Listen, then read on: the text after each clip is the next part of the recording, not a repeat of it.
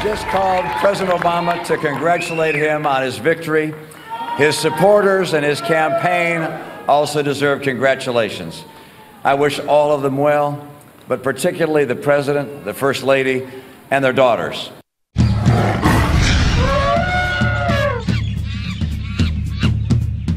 There is no doubt Mitt Romney remains a respected member of the Republican Party, but to look at him as the savior of a GOP presidential effort that at the moment is drowning in everything Trump, and knowing there are plenty of people in the party who still believe that should the Donald nail down the nomination, it would be red carpet time for Democrats keeping the White House.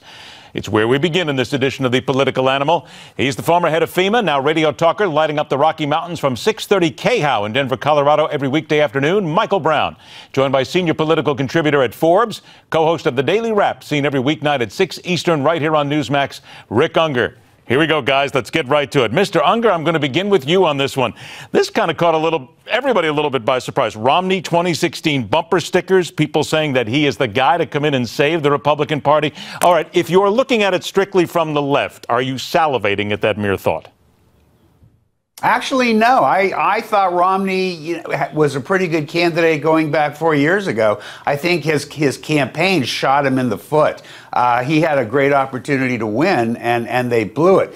I don't think it's very real this time. Look, you're seeing the Republican establishment here kind of freaking out because they thought Jeb Bush would be able to handle this and bring home the nomination. That's obviously in some question at this point. I think it would be really dangerous, however, for Romney to make a decision at this stage of the game to jump in. I don't think he'll do it. I really don't. Michael, smart move or not for Romney to even think about coming back? Does this not upset the apple cart even worse? Oh, it's even worse. I think this shows that the donor class within the Republican Party is tone deaf. They're not paying attention at all to what's going out in the grassroots. And Mitt Romney, I know Mitt, he's a nice guy, and I get it, but I tell you, this is an act of desperation if it's really being discussed. And the only acts of desperation that ever succeed are usually in the movies. Well, then let's go ahead and talk about other acts of desperation, if you will, because if you look at the current polls right now, the Monmouth University poll out of Iowa, Ben Carson, zero knowledge of foreign affairs or what really goes on in running a government, tied with Donald Trump, zero knowledge again, pretty much the same thing. Complete Washington outsiders. All right, Michael, now you get to make sense of this one into how Ben Carson has risen so quickly. I don't know. In fact, honestly, I've been sick all weekend. I was at my doctor this morning, and my doctor is a huge Ben Carson supporter, and I was trying to find out exactly why. Is it because you're both doctors? And you know what he said to me? No, because he's smart enough. He's an outsider, but he's smart enough to bring in smart people around him, and that's what I want. And I thought, wow. That says a lot. All right, now there's the next thing, Rick. When it talks about bringing outside people in, I mean, quite frankly, that's what makes a good president. You pick the right people to come in and help you make these decisions. But still, shouldn't the leader of the free world have at least some sort of knowledge as to how to run a government before he or she actually takes it over? Well, one would certainly hope, because while people like to talk up the value of bringing in good people, and of course it's valuable, you know, there's an old saying that comes from that job, the buck stops here, and at the end of the day, it's the president who has to make decisions. Yeah, I think you do need to. But look, we have to be careful not to overstate the Ben Carson thing. Ben Carson, great guy. I think we all agree. Absolutely. I'm sure you've interviewed him. I've interviewed him. Nice man. But remember, Iowa is a state where deeply religious people do very well. Huckabee has won it.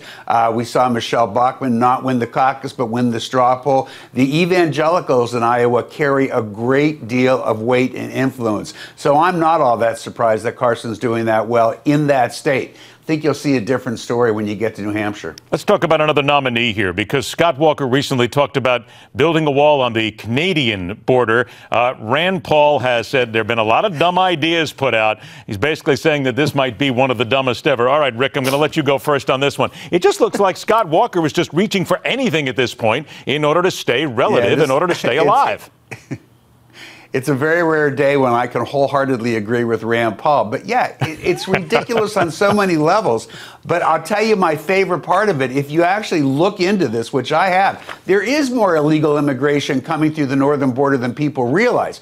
The problem is it's all coming in by water. They come over the lakes. They come down the seaway. And what this would mean if you're actually going to build that wall, well, we're no longer going to have the beaches available along along Lake Michigan and all these places for people to take advantage. So you'll be destroying one of the key elements of tourism that the upper Midwest you're missing something else here, Rick. If they build the wall, I'm a Boston Bruins fan. If it keeps the Montreal Canadiens out of the United States and playing here, I'm a happy human being for a long time here. Hey, Michael, I mean, let's look at this, though, because it's interesting to see, but you've got to say that this is a guy that just looks like he's really doing anything he can to stay relevant at this time, and it would look like Scott Walker's floundering at best. I think what this is, very simply, is trying to out-Trump Trump. I think that every single one of them is so desperate for earned media that now they look at Trump and they say, okay, he's getting all this earned media. How can I do it? And instead of being smart about it, I think in this case, I think Scott was just being a little outrageous. I take him at his word, but I think it's outrageous. Go ahead, Rick, 10 seconds. You notice that Walker has been the least effective at doing that. Look, this is where I get to say I told you so. I have been saying for over a year that Scott Walker does not have the mental wherewithal and the thing that it takes to even think about being president of the United States. It offends me that somebody of that caliber would think that he belongs in the White House. And now you're seeing why. Let's make that the last word, gentlemen. We didn't even get to Bear Grylls and the president. We'll save that one for another day. Rick Ungar, Michael Brown, thanks so much for joining us, gentlemen. We've talked about Ben Carson. Would you like to get a copy of his book, One Nation, absolutely free? $4.95 to cover the cost of shipping. Plus, when you order your book, you'll receive 3 trial issues of Newsmax magazine, 2 trial issues of Health Radar, no additional cost. 1-800-485-4350 or go online, newsmax.com/Ben. Stay with us. The fastest 60 minutes in news continues.